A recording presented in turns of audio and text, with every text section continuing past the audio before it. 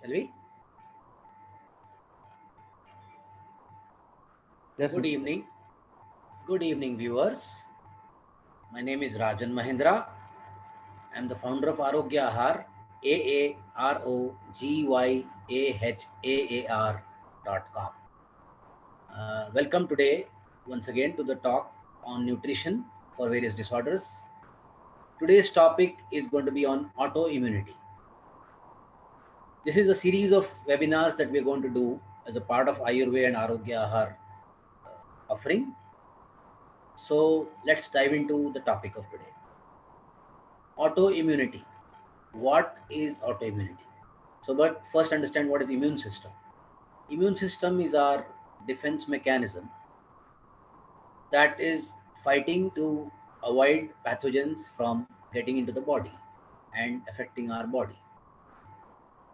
When the immune system becomes hyperactive, that is when it goes into overdrive and starts attacking the body itself instead of defending the body by creating a massive inflammatory storm, that is called an autoimmune condition.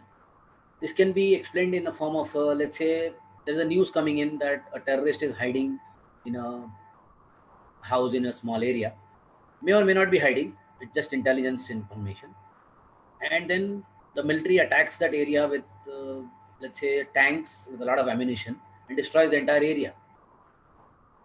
We may or may not kill the terrorist, or maybe we will kill the terrorist, but we destroy the complete area. That's exactly what happens when immune system goes into hyperactivity and overdrive and starts destroying the tissues or organs in the body. This condition is called autoimmune condition or disorders arising out of autoimmunity. So there are many such autoimmune conditions.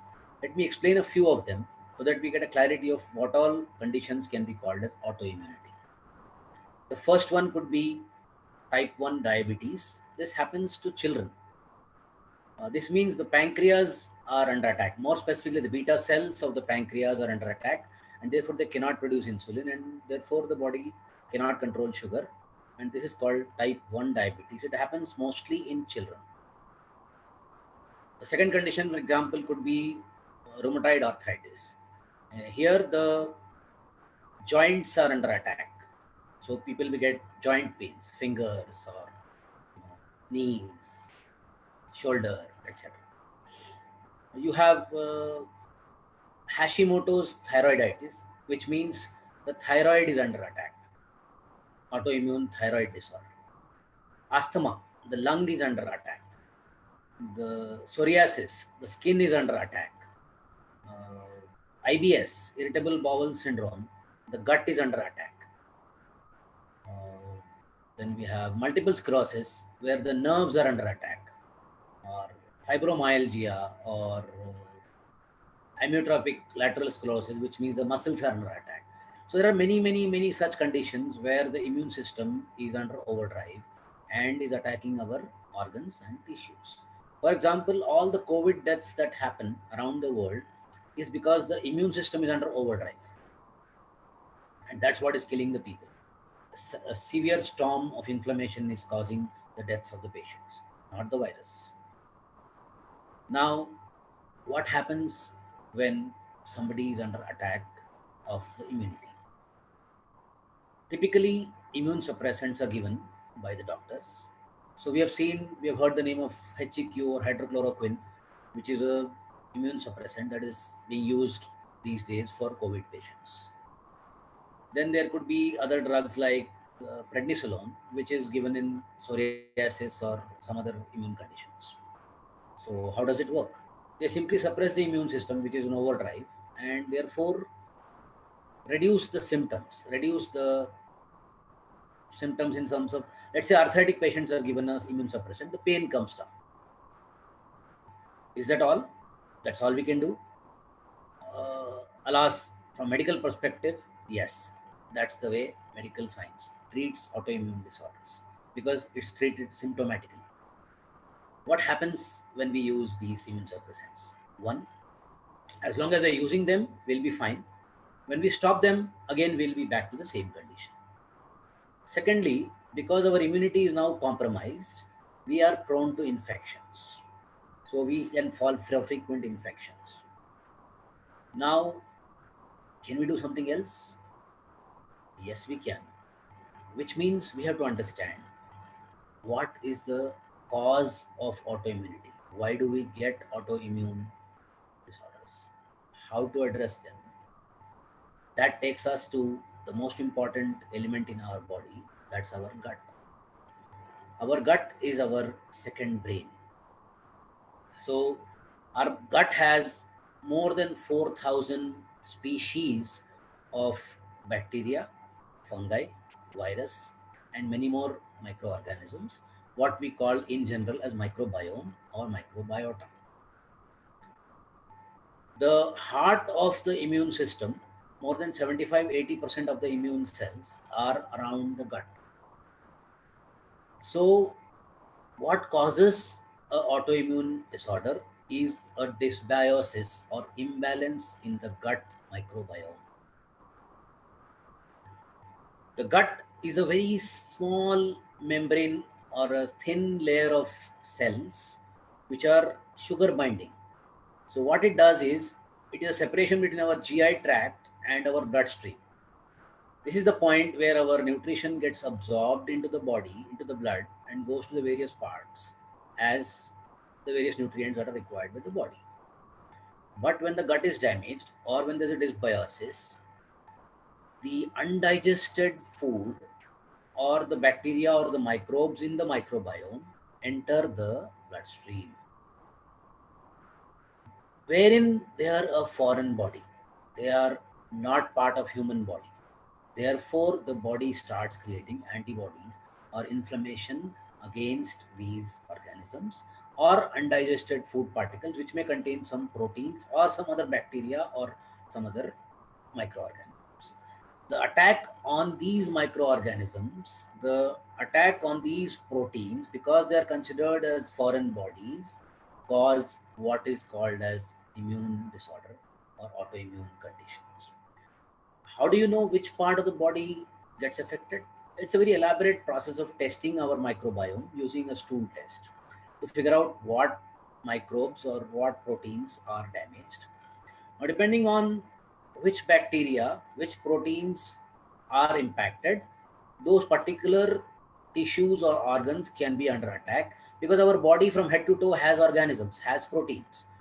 Now, depending on which protein, which organism has got affected, and where in the body those organisms are there, those proteins are there, body is attacking the organisms and the proteins, and thereby attacking wrongly the organs or the tissues, thinking that they are also a part of the external environment coming into the body. That is how we get into autoimmune disorders. Now, what things cause this autoimmune condition, or what are the things that create an imbalance in the microbiome? Because the gut lining is a thin sugar binding layer of cells, lectins which are sugar binding molecules from plants, from seeds, then phytates which are anti-nutrients, then some proteins have the ability to cause imbalance to our gut microbiome. Primarily, we can look at soybean, we can look at gluten containing foods such as wheat or oats or barley or rye. Then there is A1 casein milk, A1 casein protein from milk. Then we have alcohol, we have sugar itself, we have NSAIDs that are painkillers, we have antibiotics. These are things that can impact the microbiome and allow the bacteria or the proteins to enter into the bloodstream by causing what is called a leaky gut, because these damage the cells, a small layer of cells which are the barrier between the gut and the bloodstream. This is called a leaky gut. So leaky gut is the cause of my autoimmune conditions. The root cause of autoimmune conditions is leaky gut. Now, there are 4,000 species of microbiome, more than 4,000, almost 100 trillion of them in the gut. Compare that with just 10 trillion human cells in our body. That means we are living in a colony of bacteria and virus and fungi as human beings. They are the host and we are the guest in their colony. If you do not respect that, if you do not eat the right foods, the right combination of foods, that is when we get into these disorders. Now the other thing that affect these barriers, what are they? Apart from the foods I've already told about. You have something called stress. You have lack of sleep. Why and how stress and sleep affects the gut bacteria or the leaky gut, cause the leaky gut is our body is renovating itself all the time. Gut is the fastest renewing organ, which means every 24 hours when we are sleeping in the night, the gut is renewing itself.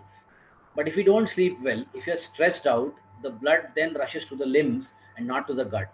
And therefore, the cells cannot renew themselves properly, and that leave gap in the gut cells, causing leaky gut or causing autoimmune conditions.